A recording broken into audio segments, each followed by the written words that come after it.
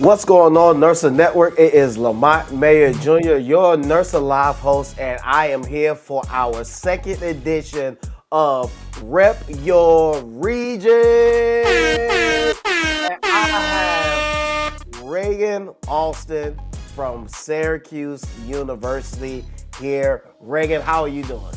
I'm doing great. How are you? It is amazing to be able to sit here on this call with you. We're fresh off a conference. We're getting into that second week off a conference. You're back on your site. How's everything going? Well, let's talk about conference real quick. This is how we're gonna kick this off. Let's talk about your experience at conference. Was this your first conference? This is my fourth conference. This is okay, so we got a little vet here. We got us a little conference vet here, okay? So full conference. So tell me this. What was the difference between this conference and, let's say, your first and your second conference? Yes, this conference, I feel like I was more comfortable networking. My first one, I was a little bit nervous, kind of thrown right into it. And I was like, this is a lot of people to meet, a lot of things to do in a short period of time. I think this time I felt more confident going into it. And then as a fitness person, all of the fitness and nutrition sessions, in my opinion, were amazing. I felt like it was hard to pick one to go to, so I found myself on feed loop trying to download slides, get information, try to take in as much as possible. So I really enjoyed the conference this year. Absolutely amazing. Shout out to Idea Fit, who combined with us this year for their conference. So they bought a lot of those fitness elements this year. Shout out to Ecor, who was our fitness forum sponsors. So great. I thought it was an amazing conference as well. A lot of member engagement on my end. Okay, now we're back on our sites. You're back at Syracuse, making a major impact there in Region 1, which is the reason why you was nominated to be highlighted for you to rep your region here with the NIRSA Live host. So I got a couple of questions I want to ask you. You ready to get into them? I'm ready. Let's do it. Okay, so now you said you earned your bachelor's as well as your master's at Syracuse, correct? Yes, correct.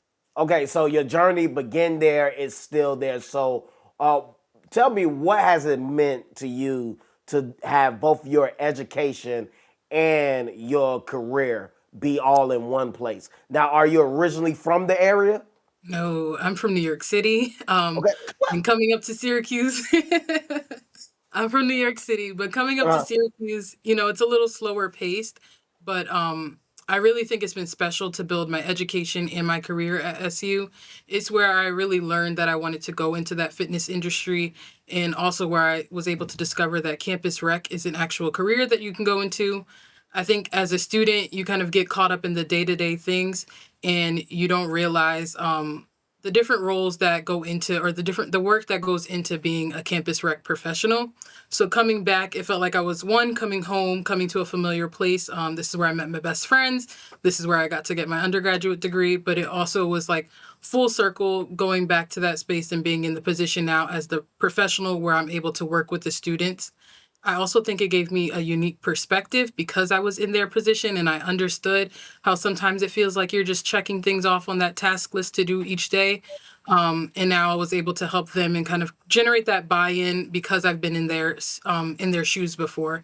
So now I'm able to really impact their lives in their wellness in a more authentic way because I understand where they are and what they're going through and how it is when you have so many organizations and opportunities on our large campus that are pulling you in different directions, and how we can kind of get them into our facilities, get them to really, again, generate that buy-in and generate that enthusiasm of coming into the Barnes Center at the Arch every day and continuing to help create a better environment of wellness for our campus population.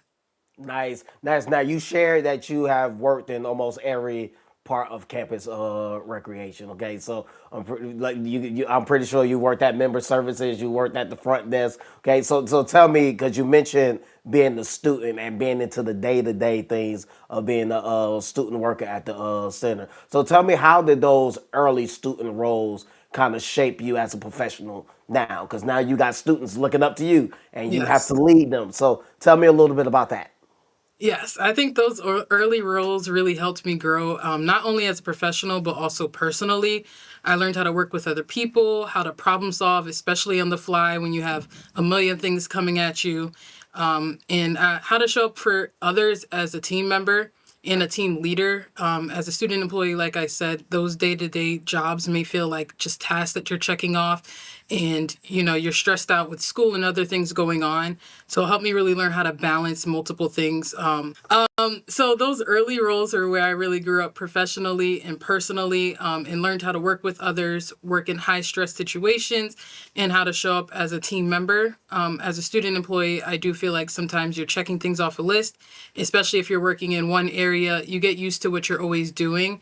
So having that experience of being in multiple areas, whether it was as a supervisor or a fitness intern, I was able to see how different things come together to make that overall student experience, and really help the students kind of understand how our integrated wellness works here and how their collaboration within areas can help them then come in and create that same experience. I also think that it helps me to anticipate the different challenges and make better decisions because I'm aware of how other areas operate. So I'm always able to jump in, help out, and really help tackle whatever challenge might come into our area on a day-to-day basis. Absolutely amazing. So now let's talk about after you graduated and you tell before returning to Syracuse and eventually moving into the group fitness leadership, correct? Yes, correct. Okay, so tell me what did that transition teach you about growth, your own personal self, and knowing when it's time for the next step. Yes, I loved personal training. It's being on your feet 24/7. You're working with different clients, different people, different environments. And even though I was able to build the relationships and build that clientele, I also felt like I was outgrowing the limits of working individually. There's only so many hours in a day. There's only so many people that you can impact when you're personal training on that one-to-one basis. And so I felt like I was getting very comfortable in my position and I wasn't really challenging myself as much as I felt like I could have. So transitioning into that group fitness role allowed me to step out of my comfort zone and face some new challenges. That transition also taught me that it's okay to evolve and embrace that change. I'm a very strict by the book person. I like to do the same thing every single day. So coming into group fitness now, I'm working with thousands of different people on a semester basis and on a weekly basis. And so it's always going through some new challenge or getting over a new barrier that I have to work through. And so I'm also able to put my idea of wellness and help to encourage the wellness of on a broader scale. And those leadership positions have put me in a place where I can kind of expand my perspective and continue to take on additional responsibilities outside of just being on the floor and working with my individual clientele basis. The Barn Center at the Arch's integrated wellness model is impactful and unique because it treats student wellness as a shared responsibility rather than a series of separate services that the students have to run from one side of campus to the other side to get to. We understand that wellness isn't one dimensional, and being able to coordinate care improves our students' ability to thrive and be resilient, which is not only important when they're on our campuses, but it's also extremely important as they transition into adulthood and they begin to get additional responsibilities that come with life. I do think it's great that we're all under one building. So if a student or if we see a student who's struggling and they may be already enrolled in counseling sessions, they can also come over to the other side of Barnes and participate in our trauma informed yoga, which can help them explore like movement through their healing journey and just be another avenue for them to let go of their stress or whatever might be impacting them at that moment. And it really just allows us to all collaborate and see those students as a whole person rather than just the individual areas of specialty that we all have. So when they get this comprehensive level of care, they're not only just having a community that they can navigate the system with, they're not falling through the cracks that kind of happen when you're passing one person from one area to the next. And so I think it just creates a holistic approach to well-being and addresses all of the different dimensions of wellness rather than what might be my specific specialty. I love that. I love that. Now you mentioned that one of the most rewarding parts of your work was watching students grow in their confidence, in their leadership, in their well-being over there for years. And I used to always say on sites, especially when I was talking to the new students that I just hired, I used to say, look, 4 years seems like eternity for y'all, but for me, You get in here, and some of y'all, I get you. I don't even get you when you're a freshman. I get you when you're like a junior, and I only got 2 years with you, 2 years to impact you. But I tell them those 4 years are gone before we know it. And I'm watching y'all walk across the stage, and I'm crying and all of these different things. But tell me, is there a moment or a student story that really captures why this matters to you? Yes, I'm actually coming up on my fifth year now being at Syracuse. So I'm just seeing my first cohort go through all 4 years of undergrad. One of my students that graduated last year, she was a first year student when I started here, and she was one of the first people that I hired as a fitness assistant. And she was incredibly shy. Like, she barely answered. She just wanted to get to the point and finish. She did not want to have a conversation. She was just in her shell. And she would come to work, she would check our participants in for our fitness classes, and then she would clock out and leave. Could not get her to stay in the building, could not get her to engage further than what she was responsible for doing. And she was a great employee, but I felt like there was more that she could offer and more that we had to develop with her. And so, over her time of working throughout that first year and working with our team and our studios, she started taking the fitness classes a little bit more. And she was really able to develop her own community within those fitness classes. Towards the end of her first year, she started taking on some additional responsibilities, whether it was helping up with trainings or if it was helping train new students. And that's where I recommended for her to become a fitness supervisor. There, she had more of a hands-on approach with our new employees coming in. So she was mentoring them. She was helping them get established in our program and really helping to grow our program on that fitness assistant and fitness supervisor level. And around this time is where I noticed her leadership ability, her leadership skills, and her confidence really start to grow. And that's where I started to encourage her to become certified to teach our cycle classes. She was already taking them, already really interested in them. Anytime there was a shift available, she would pick that up immediately. So I was like, hey, this is a great opportunity for you to continue to grow within our department and, take on additional responsibilities where you can. And she was not going for it at first. She did not want to do it.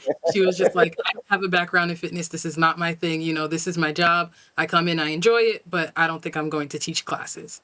And so over the summer, I continued to kind of push her a little bit and just reach out to her every so often, say, hey, are you still thinking about it? What's going on?